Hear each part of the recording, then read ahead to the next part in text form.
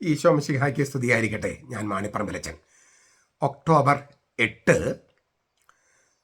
തെസലോനിക്കയിലെ വിശുദ്ധ നെസ്റ്റോർ. തെസലോനിക്കയിലെ വിശുദ്ധ നെസ്റ്റോർ ഡയക്ലഷ്യൻ ചക്രവർത്തിയുടെ മതവർദ്ധന കാലത്ത് കൊല്ലപ്പെട്ട ഒരു യുവാവാണ് തെസലോനിക്കയിലെ വിശുദ്ധ നെസ്റ്റോർ.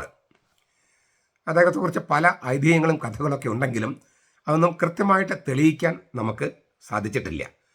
ഡയക്ലഷ്യൻ ചക്രവർത്തിയുടെ കാലത്ത് ക്രിസ്തുവർഷം 306 അല്ലെങ്കിൽ 296, 290 ഈ ഏതെങ്കിലും ഒരു വർഷത്തിലാണ് അദ്ദേഹം മരിച്ചതായിട്ട് രേഖപ്പെടുത്തിയിരിക്കുന്നത്.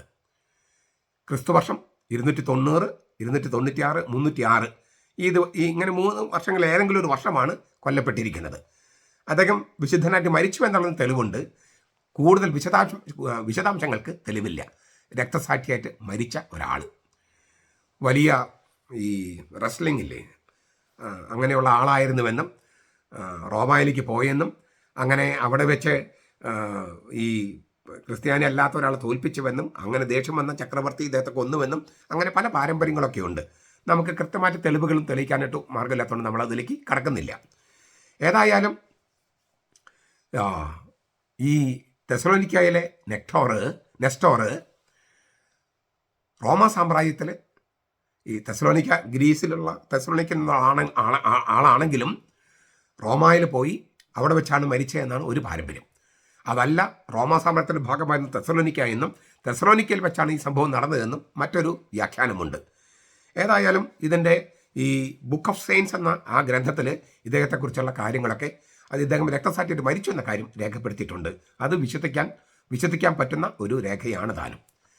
രക്തസാക്ഷികളെല്ലാം സ്വർഗത്തിലെ സിംഹാസനത്തിന് തൊട്ട് താഴെ ഇരിക്കുന്നുവെന്നും അവർ ദൈവത്തോട് ചില അപേക്ഷകൾ നടത്തുന്നുവെന്നൊക്കെ വെളിപാട് ഗ്രന്ഥം 6-ാമത്തെ അധ്യായം 9 മുതൽ 13 വരെ ഗ്രന്ഥങ്ങളിലുണ്ട്. നമ്മൾ രക്തസാക്ഷിയായിട്ട് മരിച്ചാൽ നമ്മൾ സ്വർഗത്തിൽ സിംഹാസനം തൊട്ട് താഴെയാണ് ഇരിക്കുക, ദൈവത്തിന് സിംഹാസനം തൊട്ട് താഴെ. അങ്ങനെ കൊതിയാവുന്നില്ലേ രക്തസാക്ഷിയായിട്ട് മരിക്കാൻ?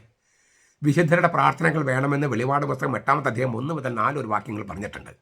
വിശുദ്ധരുടെ പ്രാർത്ഥനകൾ വേണ്ട എന്ന് പഠിപ്പിക്കുന്നവർ ഈ പെന്തക്കോസ്തക്കാർ, ദൈവസഭക്കാർ, ബ്രദർ അസംബ്ലി, പിന്നെ യഹോവ സാക്ഷികൾ, born again Christians, Emperor Emmanuel, ഇവരൊക്കെ തിരുവചനങ്ങൾക്കെതിരെയാണ് പഠിപ്പിക്കുന്നത്. വിശുദ്ധരുടെ പ്രാർത്ഥനകൾ വേണമെന്ന് കൃത്യമായിട്ട് ബൈബിളിൽ എഴുതിയിട്ടുണ്ട്. വെളിപാട് ഗ്രന്ഥം 8:1 മുതൽ 4 വരെ.